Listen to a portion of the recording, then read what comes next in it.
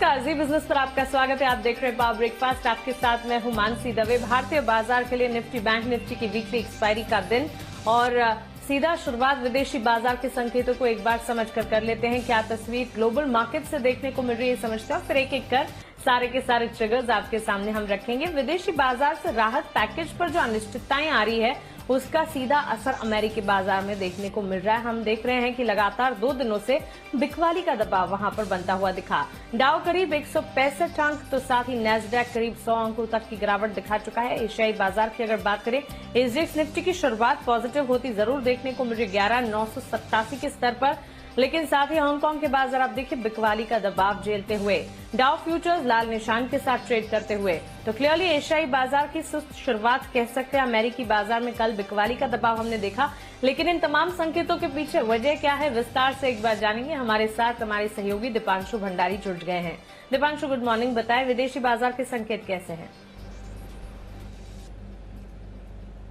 Good morning Mansi. थोड़ी सुस्ती वाले संकेत जरूर आ रहे हैं, हालांकि इतनी बड़ी गिरावट नहीं हुई थी, पर जैसे कि आप कह रही थी जो अनिश्चितता है स्टिमुलस पैकेज को लेकर उसका ही दबाव देख रहे हैं। तो अगर आप सारे के सारे एशिया के बाजार देखें तो लगभग आधे % की गिरावट वहां पर आ रही है। डाउ फ्यूचर्स 50 अंक नीचे हैं इस समय, नैस्डैक फ्यूचर्स में आधे % की गिरावट है, पर एसजीएक्स निफ्टी यहां पर आपको हल्की सी बढ़त आती हुई दिख रही है। तो थोड़ा सुस्ती के संकेत हैं, पर देखते हैं आगे कैसे डे शेप अप होता है। अमेरिकी बाजार लगातार दूसरे दिन फिसले और लगातार दूसरे दिन 165 अंक की गिरावट डाउ में भी आती हुई दिखी। नैस्डैक में थोड़ी ज्यादा गिरावट थी। एक तो स्टिमुलस बिल को लेकर जो अनिश्चितता है वो आ रही है। अब जानकारों का मानना है कि इलेक्शन तक तो एक बड़ा स्टिमुलस नहीं आ सकता, अगर छोटे कुछ बिल्स आए तो वहां से आपको फिर भी थोड़ा राहत मिल सकती है, पर बड़ा बिल अब नहीं आएगा ऐसा ही अनुमान लगाया जा रहा है। इसके अलावा नतीजों का भी दबाव है। कल कुछ और दिग्गज बैंक्स के नतीजे आए। वैसे तो गोल्डमैन सैक्स और बैंक ऑफ अमेरिका दोनों के ही नतीजे अनुमान से बेहतर थे, पर बाजार को ये नतीजे संभाल नहीं पाए। यूनाइटेड एयरलाइंस की तरफ से एक बड़ा घाटा आया, जिसकी वजह से भी हमने देखा थोड़ा दबाव पड़ते हुए दिखा है। तो ये है कुछ बड़े संकेत जहां तक अमेरिकी बाजारों के एक्शन का सवाल है। आज शाम मॉर्गन स्टैनली के नतीजे आएंगे तो वहां पर भी नजर रहेगी, और साथ ही जो साप्ताहिक बेरोजगारी के दावे आते हैं वहां पर भी एक्शन दिखने को मिलेगा। यूरोप में हमने मिला जुला कारोबार देखा, पर वहां पर भी अब थोड़ा दबाव आने के संकेत आ रहे हैं, क्योंकि यूरोप में कोरोना की दूसरी लहर की चिंता और बढ़ती जा रही है। फ्रांस ने कुछ नए रेस्ट्रिक्शंस लगाए हैं। यूके जिन्होंने ऑलरेडी कुछ हफ्ते पहले रेस्ट्रिक्शंस लगाए थे, अब वो रेस्ट्रिक्शंस बढ़ाए जा सकते हैं। स्पेन में कुछ ऑलरेडी नए रेस्ट्रिक्शंस लगे हुए हैं। तो कोरोना की चिंता से अब यूरोप पर असर आपको पड़ते हुए दिख सकता है। इसके अलावा अगर आप देखें तो कच्चे तेल में कल हमने 2% का उछाल देखा। अब ब्रेंट $43.5 के करीब पहुंच चुका है। डॉलर लगातार दूसरे दिन फिसला है, और जिसकी वजह से सोने में हल्की सी तेजी आई है। बिल्कुल दीपांशु, शुक्रिया ये तमाम जानकारी के लिए और हमारे साथ जुड़ने के लिए। कल के कारोबारी सत्र में संस्थागत निवेशकों ने क्या किया वो एक बार समझे। एफआईएस डीआईएस का एक्शन देखिए। कैश मार्केट में एफआईएस की तरफ से 822 करोड़ की खरीदारी के आंकड़े आते हुए दिखे हैं। वहीं डीआईएस ने कैश मार्केट में 1276 करोड़ की बिकवाली की है। वायदा बाजार में एफआईएस की तरफ से 1192 करोड़ की खरीदारी है। तो क्लियरली कैश मार्केट और वायदा बाजार में एफआईएस की तरफ से खरीदारी है, डीआईएस कैश मार्केट में कर रहे हैं बिकवाली। लेकिन आज निफ्टी और बैंक निफ्टी की वीकली एक्सपायरी का दिन है। कहां हो सकती है एक्सपायरी, इस पर हमने एक जानकारों का पोल कराया। जानकारों का वीकली एक्सपायरी को लेकर क्या मानना है बताने के लिए आशीष चतुर्वेदी हमारे साथ जुड़ गए हैं। आशीष, गुड मॉर्निंग। बताएं वीकली एक्सपायरी कहां कट सकती है, क्या कह रहे हैं जानकार?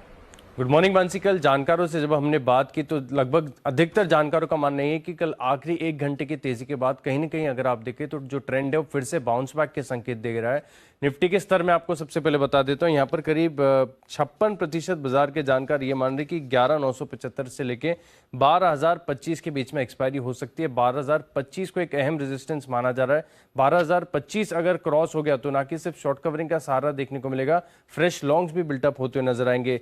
21% ये मान रहे कि 50 अंक के दायरे में बाजार सीमित दायरे में कारोबार कर सकता है, 11,925 से लेकर 11,975, और केवल 23% अगर देखें बाजार में जानकार जो है वो बेरिश नजर आ रहे हैं। 11,900 के नीचे जो है एक्सपायरी एक्सपेक्ट कर रहे हैं। निफ्टी बैंक में भी अगर आप देखें तो कल आउट परफॉर्मेंस देखा गया था, निफ्टी के मुकाबले ज्यादा तेजी देखने को मिली थी। और आज के सत्र में भी अगर आप देखें तो जानकारों का कहना है कि एग्जैक्ट लेवल बताना फिलहाल बहुत मुश्किल है, लेकिन जिस तरीके का मूड माहौल और संकेत और सेटअप देखने को मिल रहा है, 24,000 के पार जो है निफ्टी बैंक की एक्सपायरी होने की संभावना सबसे ज्यादा नजर आ रही है। करीब 43% जानकार जो है यहाँ पर बेट कर रहे हैं। 29% ये मान रहे 23,600 से लेकर 23,900, और 28% बाजार बाजार के जानकारों का मानना है कि हल्की गिरावट आपको देखने को मिल सकती है। 23,300 से लेके 23,600, 23,000 एक बहुत ही लॉजिकल सपोर्ट है और 24,000 ऊपर की तरफ रेजिस्टेंस है। निफ्टी में जो स्तर आपको याद रखना है वो है 12,025। बिल्कुल। तो देखिए यहाँ पर ज्यादातर जानकार निफ्टी को लेकर 11,975 से 12,025 के दायरे को मानकर चल रहे हैं। यहाँ पर एक्सपायरी कटने की संभावना इन्हें लगती है और बैंक निफ्टी में 43% जानकार ये मानकर चल रहे हैं कि 24,000 के ऊपर एक्सपायरी होने की संभावना है। आगे बढ़ते हैं और रुक करते हैं हमारे स्पेशल सेगमेंट का, जहां हम रोज बात करते हैं जी बिजनेस के मैनेजिंग एडिटर अनिल सिंघवी से।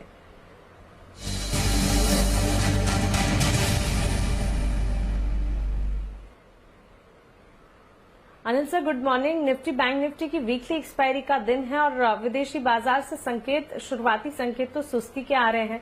कैसे समझे इन संकेतों को और आज के लिए पहली रणनीति क्या होगी?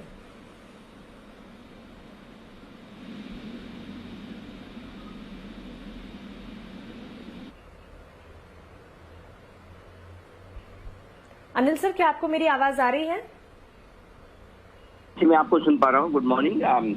ग्लोबल मार्केट के संकेत थोड़ी सी कमजोरी की तरफ इशारा कर रहे हैं। अमेरिका में उम्मीद के मुताबिक कमजोरी हुई, थोड़ी सी ज्यादा कह सकते हैं, साथ ही डाउ फ्यूचर्स भी नीचे है।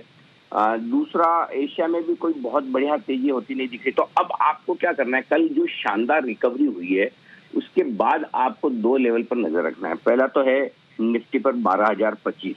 अब फ्रेश खरीदारी, शॉर्ट कवरिंग और एक्सपायरी का एक्शन 12,025 के ऊपर टिकने के बाद दिखेगा।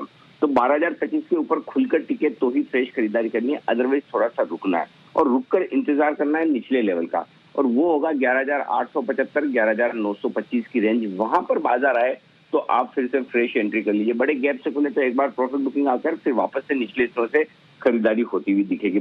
और इसकी वजह ये कि एक तो ग्लोबल मार्केट थोड़े से कमजोर है, दूसरा ये कि एफआईज और घरेलू फंड की तरफ से आंकड़े अच्छी खरीदारी के नहीं है। स्पेशली एफआईज की तरफ से वायदा कारोबार में थोड़ी सी बिकवाली होती हुई दिखी। अगर एक बार 12,025 को पार करके टिके तो 12,075, 12,150 ये ऊपरी रेंज होगी निफ्टी की, जहां तक जाने की कोशिश बाजार की हो सकती है। अब आइए बैंक निफ्टी, 23,500 के आसपास बैंक निफ्टी को भी अच्छा सपोर्ट नजर आ रहा है। तो मैं समझता हूँ 23,500, 23,700 की रेंज में एक बार बैंक निफ्टी सपोर्ट लेगा और वो लेवल शायद आसानी से न तोड़े। असली कमजोरी 23,450, 23,500 के नीचे ही होती हुई दिखेगी और ऊपरी स्तरों पर 24,000 एक बार पार किया तो उसके बाद अच्छी शॉर्ट कवरिंग और खरीदारी भी बैंक निफ्टी में होती हुई दिख सकती है। तब आपके लिए 24,075, 24,200 की रेंज तक बैंक निफ्टी की जाने की कोशिश हो सकती है। तो ओवरऑल आप ये कह सकते हैं कि 10 दिनों तक लगातार तेजी होने के बाद आज 11वें दिन अगर शुरुआत मजबूती के साथ होती है तो प्रॉफिट बुकिंग आएगी। लोअर लेवल पर आपको बाजार हर रोज मौके दे रहा है, आज भी एक मौका देगा और तब खरीदारी करें और फिर से ऊपरी लेवल्स का इंतजार करें। तो या तो ग्लोबल मार्केट्स और डाउ फ्यूचर्स सुधर जाए, नहीं तो फिर एसजेएक्स निफ्टी इतना गैप दिखा रहा है, उस गैप के बाद थोड़ी सी प्रॉफिट बुकिंग आ सकती है, फिर से बाजार चलेंगे।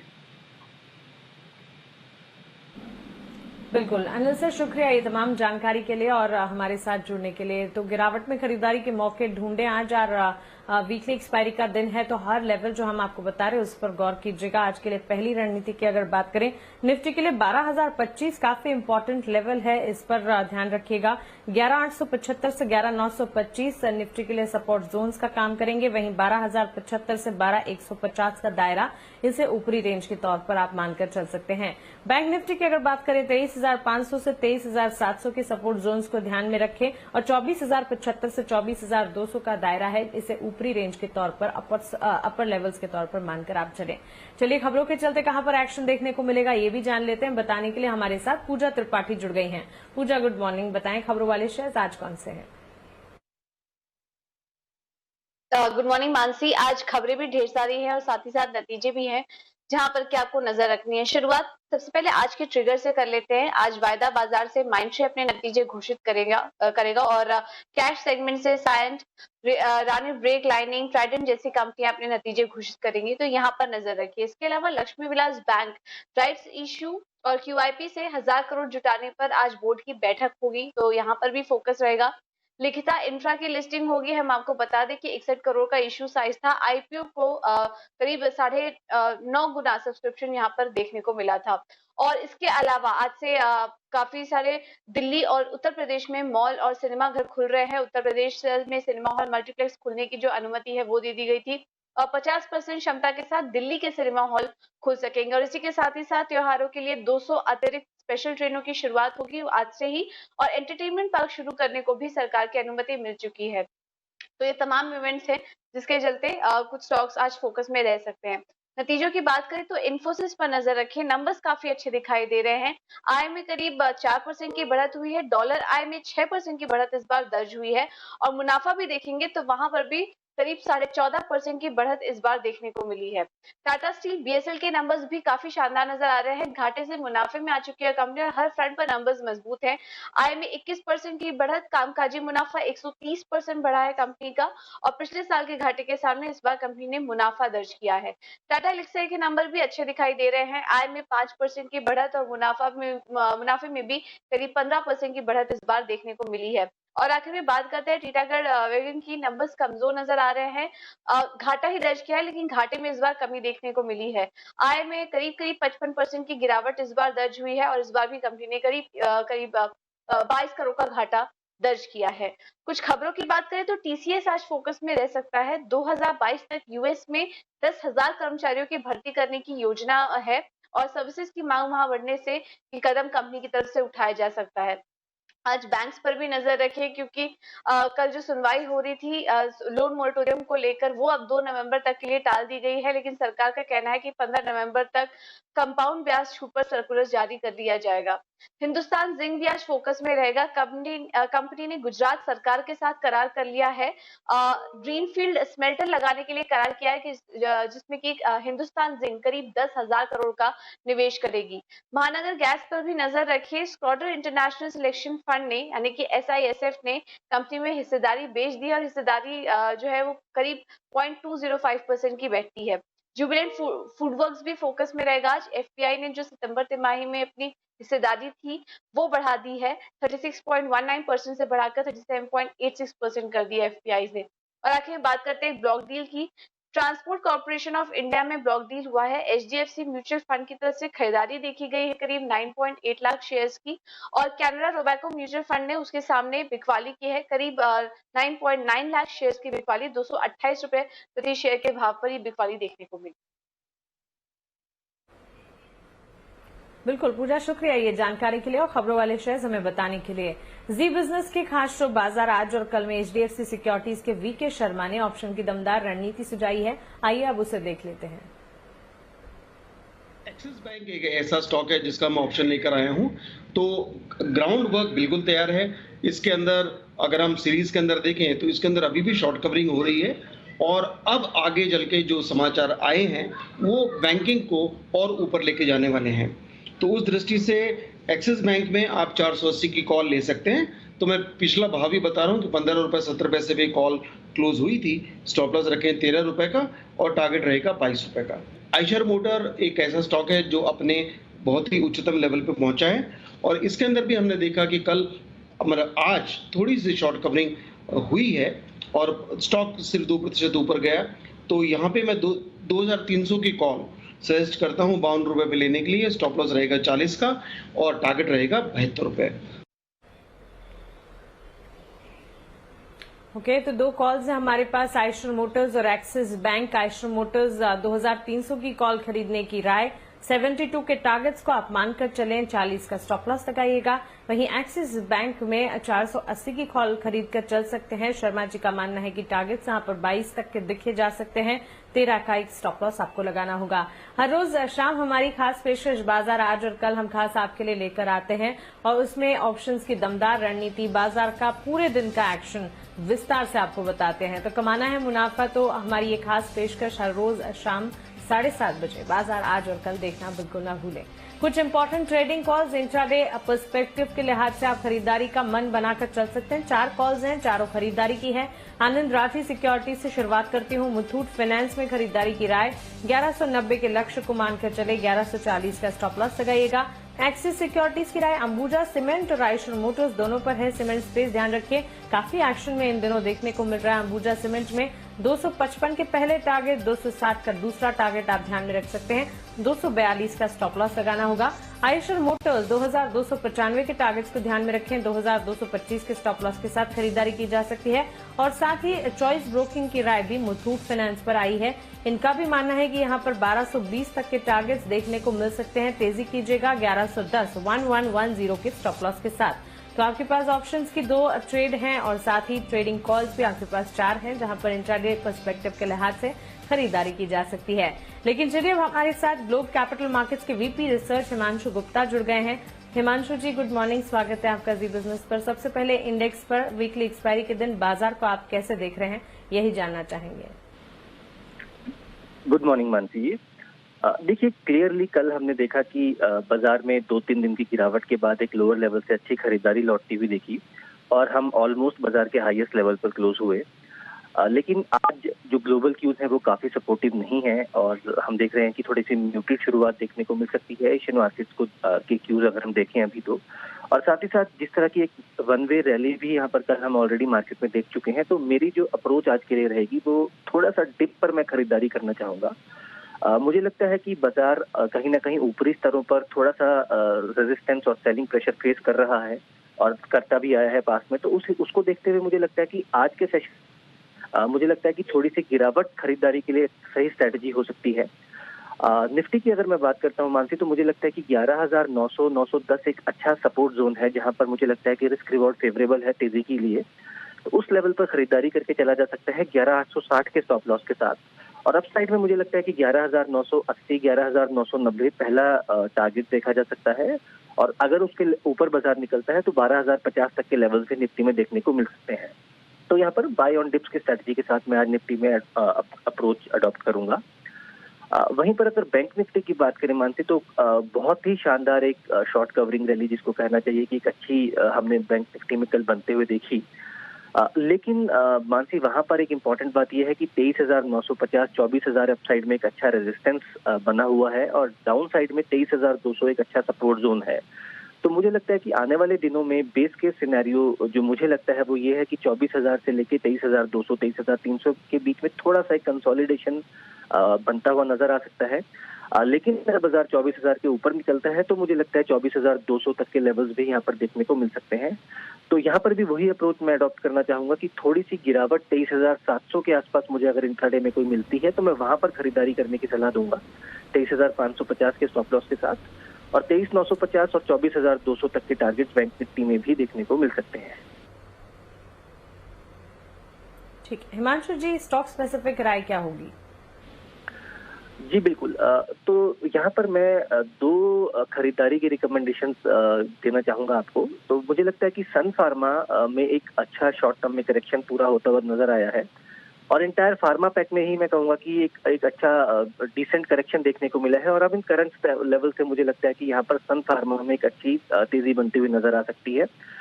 तो न केवल इंट्राडे के पर्सपेक्टिव से बल्कि मुझे लगता है कि यहाँ से पोजिशनल ट्रेड भी सन फार्मा में तेजी का बनाया जा सकता है। 498 रुपए के आसपास खरीदारी की सलाह रहेगी।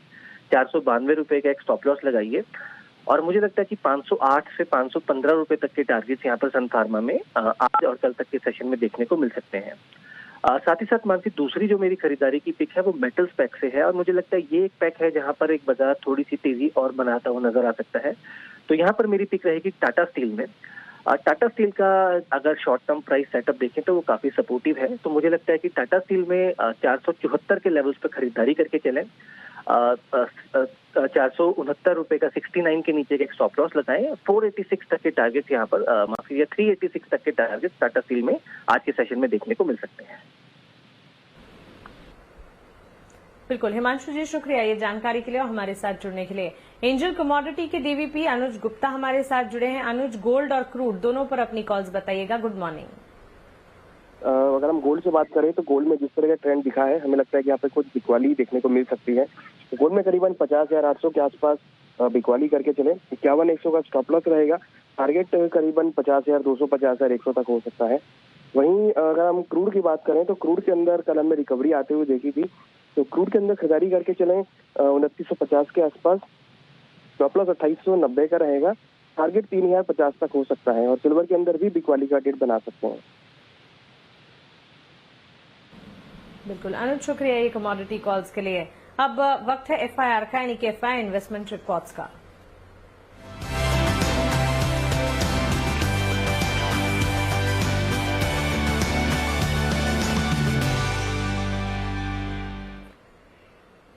जी आशीष, बताएं कौन सी रिपोर्ट्स हैं हमारे पास? Good morning Mansi. इन्फोसिस नतीजे आए और ब्रोकरेज हाउस की पॉजिटिव रिपोर्ट्स आई हैं। जेपी मॉर्गन ने ओवरवेट की रेटिंग को बरकरार रखा, 1180 रुपए के लक्ष्य कह रहे हैं कि हर पैमाने पर अगर आप देखें तो नतीजे दमदार देखने को मिले। गोल्डमैन सैक्स भी स्टॉक पर पॉजिटिव है, खरीदारी की राय को बरकरार रखे हैं, 1370 रुपए के आसपास का ऊंचा लक्ष्य दिया उन्होंने इन्फोसिस पर। आखिरी रिपोर्ट है अभी के लिए ऑरबिंदो फार्मा पर। गोल्डमैन सैक्स की रिपोर्ट है, पॉजिटिव रिपोर्ट है, खरीदारी की राय को बरकरार रखा है, 1060 रुपए के लक्ष्य के लिए, 809 कल की क्लोजिंग है। ये कह रहे कि मजबूत पाइपलाइन के चलते आगे जाकर कारोबार में ग्रोथ देखने को मिलेगी। बिल्कुल आशीष, शुक्रिया ये जानकारी के लिए और हमारे साथ जुड़ने के लिए। और चलिए इसी के साथ पावर ब्रेकफास्ट में फिलहाल इतना ही, मुझे दीजिए इजाजत।